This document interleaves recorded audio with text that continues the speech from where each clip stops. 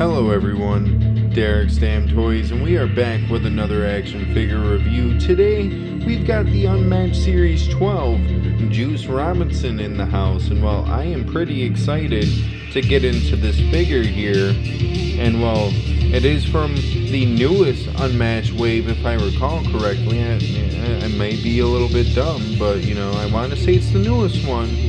We've got Roderick Strong, Moxley, Mercedes Moné, and Ric Flair in the house on the card here.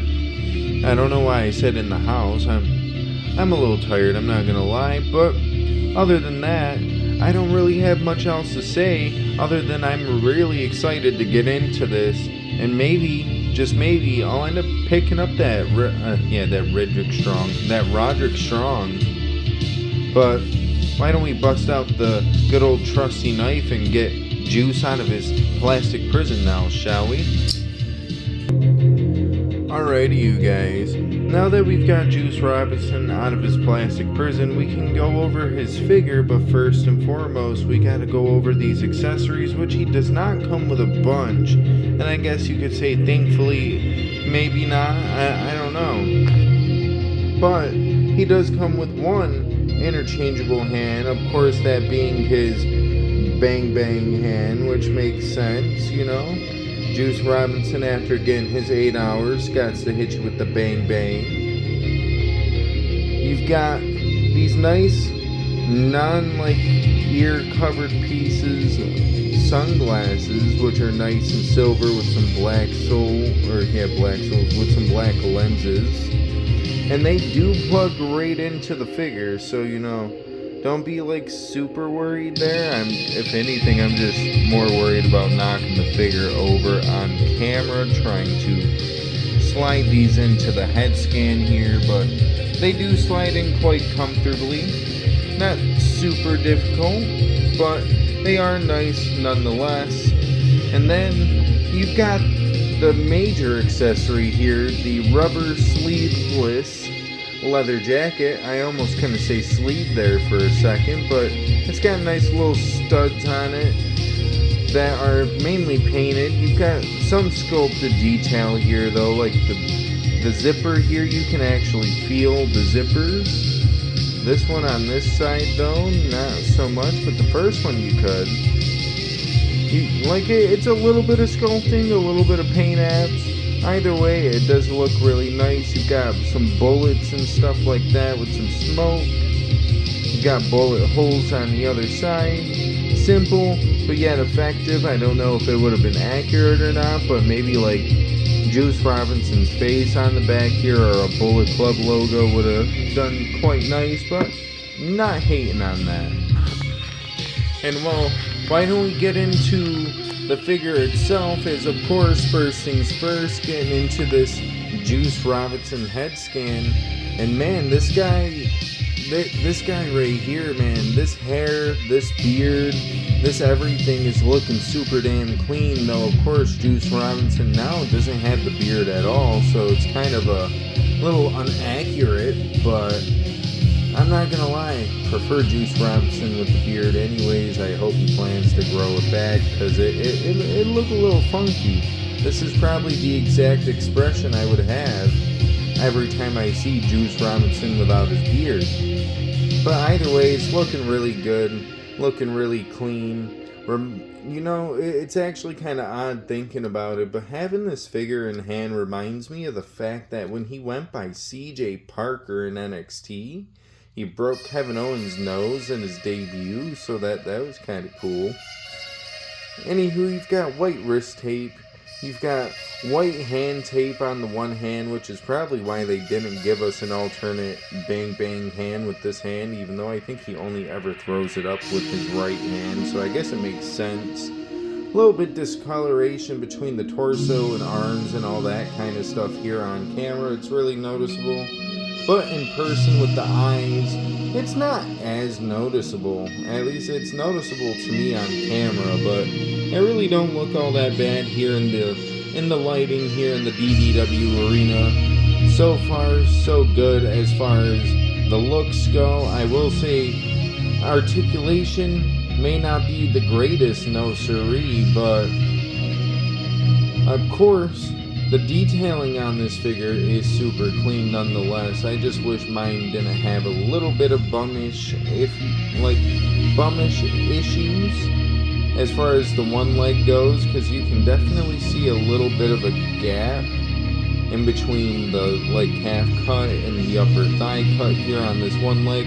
I don't deal with that at all on this leg, but I deal with it on this one, so I don't know what to go about that there. But it does say Robinson down the one leg. You've got his face on the other leg, and I'm not exactly sure. I don't know what the fuck that says on this leg. Maybe it says Robinson again? And then the rest of it's just mainly a bunch of paint splatter and shit like that. I think this is supposed to be a middle finger hand, but of course for licensing purposes you probably couldn't do that. But yeah, it's all looking pretty clean. You've got double jointed pin and knees, so the legs do articulate quite well. Honestly, the legs aren't even really of a problem as far as articulation goes, because look at this big boot here that Juice Robinson can throw out. That's a pretty decent little boot there. And honestly, despite not having any boot articulation really, it's there, it's just not really the best. His main issues come up here in the torso, where, let's be honest, I don't know if I'm going to be able to get this with one hand, but Jesus Christ, does it take a lot to even move both of these arms. I actually fucked the plastic up quite heavily on this one trying to move it, and I'm probably going to fuck it up some more trying to move it. I actually had to use my body to move that, because this is just ridiculously tough. It really is. So I don't know exactly how to feel about that, but why don't we get Juice all posed up next to some other figures now, shall we? Alrighty, you guys, now that we've got this Juice Robinson out with some other AEW action figures, you can see some of the scaling here as we compare them alongside with MJF, Jay White, and Cesaro, or Claudio Castagnoli.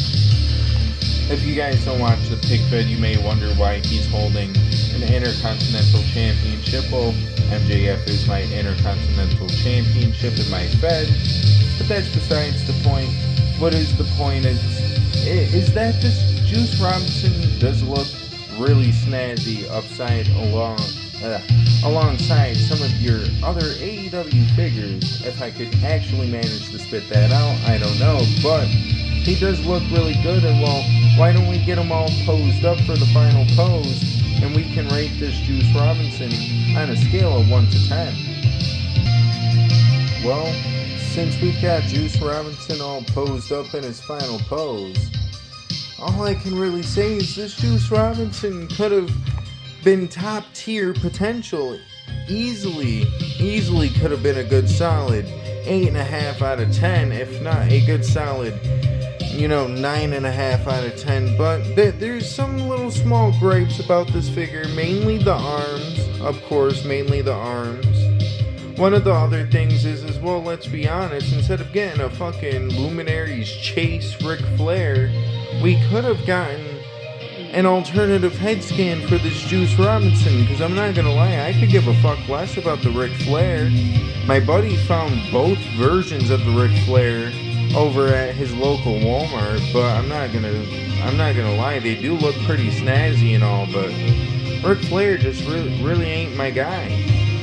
But Juice has all the potential to be one of my guys. Or in the case of, well, what's the group called that I'm thinking of? Oh, OTW, or I'm not even too fucking sure.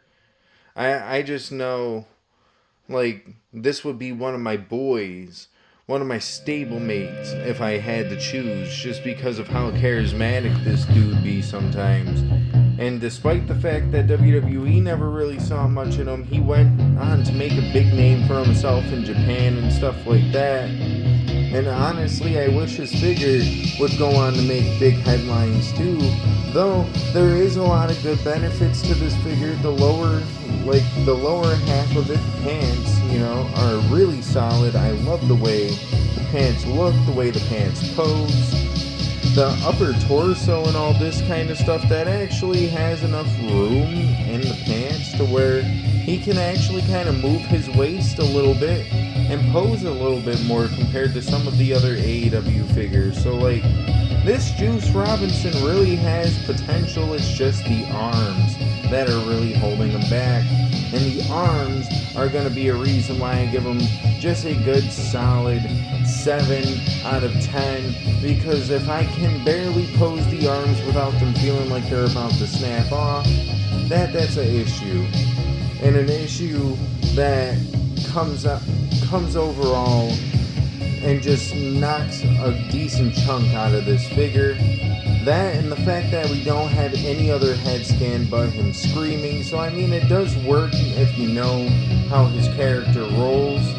But just in my opinion, would have really done nice to have an extra head scan. Of course, that's always my issue with a lot of figures, is we could be getting more than one head scan. We make them interchangeable for a reason. Why do we not make it a bearing standard to have at least one set of interchangeable hands and one set of interchangeable heads per figure? Of course, the extra accessories and stuff are cool too, but if there's a way to manage it, why don't we do that? Either way, a good 7 out of 10 will still do him just fine. Still a really good solid figure nonetheless. It's just the arms that are a big issue, and I wish we got a little bit more accessories out of this boy. Like Roderick Strong, for instance, comes with a set of glasses, a neck brace, a jacket, and I want to say a full set of interchangeable hands. Those are 2 cloth goods, a rubber good or like plastic good, plus an extra set of hands. So I don't know what Mattel, I don't know what Jazzwares be doing with some of these lines, but that Ric Flair may have cost them a little too much just to make those, just to make them robes, and it may have fucked some of the other figures in the wave at the end of the day. But what do you guys think? Of course, we're not done yet though, as we do still gotta rank them on the good old Dave Meltzer star scale, the good old 1 to Young Buck match. They gave him a good solid 7 out of 10, so I think a good solid 3 out of 5 stars will do. Nothing too major, nothing too minor, still a really solid figure nonetheless. But with all that being said, I don't have all that much else left to say. So, at the end of the day, if you guys liked the video, feel free to like the video if you guys did like the video. And if you guys did not like the video, well, womp womp, I guess. But if you guys did, feel free to go check out some of my other action figure content as well. We've got plenty, and I mean plenty, of action figure content between PickFed related content, action figure reviews, you name it, we've got a bunch of it. So why not go check that out if you guys could. And on top of it, if you guys could, why don't you feel free to subscribe? After all, it is free to subscribe, and we are a little less than halfway to the 500 subscriber goal, as we are now currently sitting at 452 subscribers. I am honestly astounded at the fact that we are climbing the ranks so well now. And honestly, just the fact that we're already almost at 500 subs, that shit's crazy. But you know what's even more crazy? The fact that at the end of the day, whether you do any of this stuff, it doesn't matter. It's just the fact that I hope you guys have a good rest of your day, night, evening, whatever the case may be. I don't know, because I'm not in your time zone. But with all that being said, we're going to head out of here. So, deuces, ooses, yay.